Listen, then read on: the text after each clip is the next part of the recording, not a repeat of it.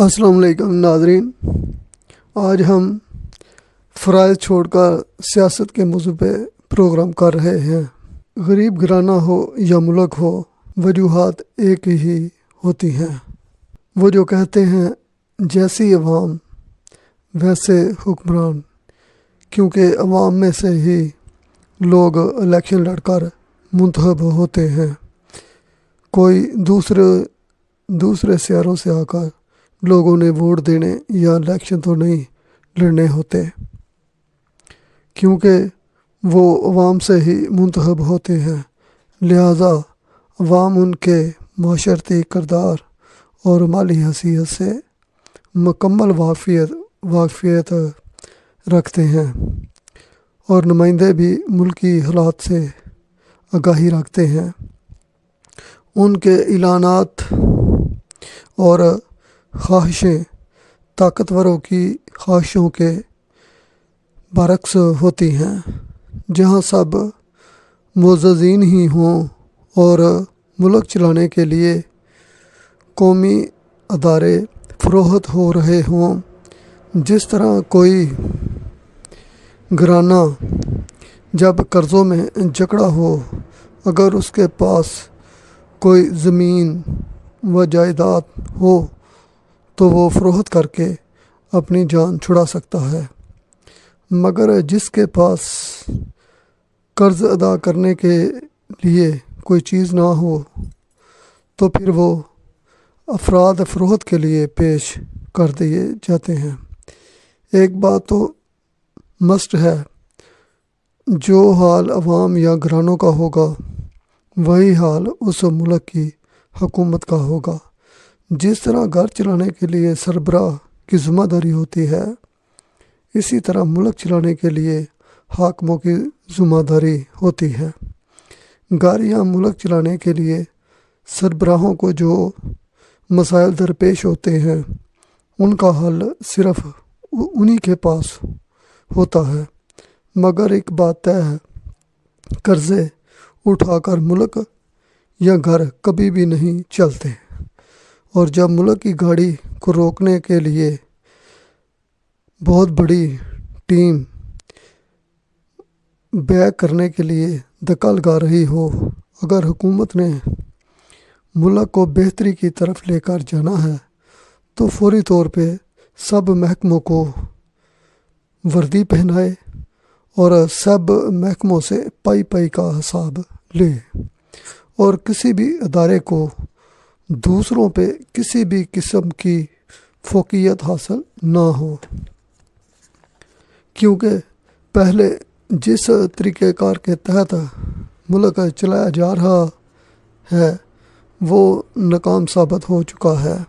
یاد رہے، میرا مطلب جمہوریت کی ناکامی نہیں ہے، آئین پہ عمل نہ کرنے کی وجہ سے آج ہم پہ یہ دن دیکھ رہے ہیں۔ جو جمہوری اکائیاں ہیں ان کا ہر سال نفسیاتی ٹیسٹ لازمی قرار دیا جائے، کیونکہ جو ہر طرف گراوٹ کا بازار سجا ہے، یہ دن بدن بڑھتا جا رہا ہے۔ جب محکمے پہ محکمے بنائے جاتے ہیں تو اس کا مطلب ہوتا ہے کہ پہلے محکمے ناکام ہو چکے ہوتے ہیں۔ جمہوری حکومت اور اسٹیبلشمنٹ کے درمیان ایک ٹاؤٹ سسٹم کا نظام جو بہت بڑی طاقت رکھتا ہے، جو کسی کو نظر نہیں آتی۔ ٹاؤٹ سسٹم نئی جمہوری حکومت اور اسٹیبلشمنٹ کی رہنمائی بھی کرتے ہیں، اور عوام میں ان کی پہچان اچھی یا بری بنانے میں بھی معاون ہوتے ہیں۔ اس طرح وہ نادیدہ قوت لوگوں کی ذہن سازی کرنے میں بھی مصروف رہتی ہے۔ اگر وہ کسی غیر ملکی اداروں کے اعلی کار بن جائیں تو وہ اداروں میں تعلقات کی وجہ سے ملک دن بدن تباہ کر دیتے ہیں، اور جمہوری حکومت اور اسٹیبلشمنٹ کی غلط کاریوں کے گواہ بھی بن جاتے ہیں اور انہیں بلیک میل بھی کر سکتے ہیں۔ اس طرح ممبر اور سرکاری ملازم ٹاؤٹ کے ہاتھوں کا کھلونا بن جاتے ہیں۔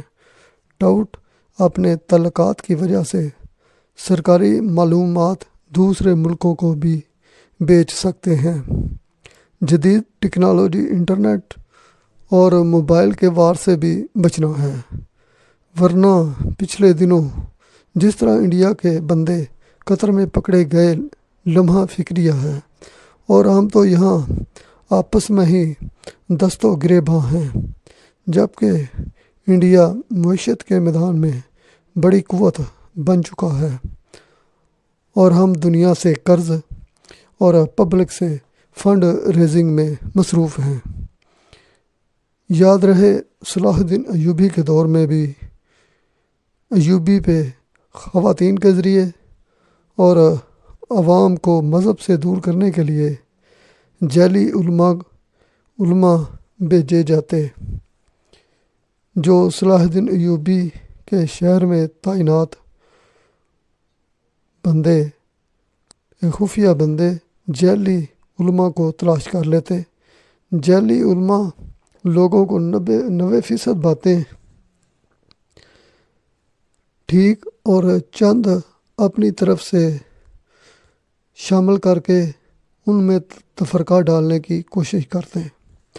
صلاح الدین ایوبی کی کامیابی شہر میں تعینات اس کے خفیہ بندوں کی بیداری اور بر وقت صلاح الدین ایوبی تک معلومات پہنچانا تھا۔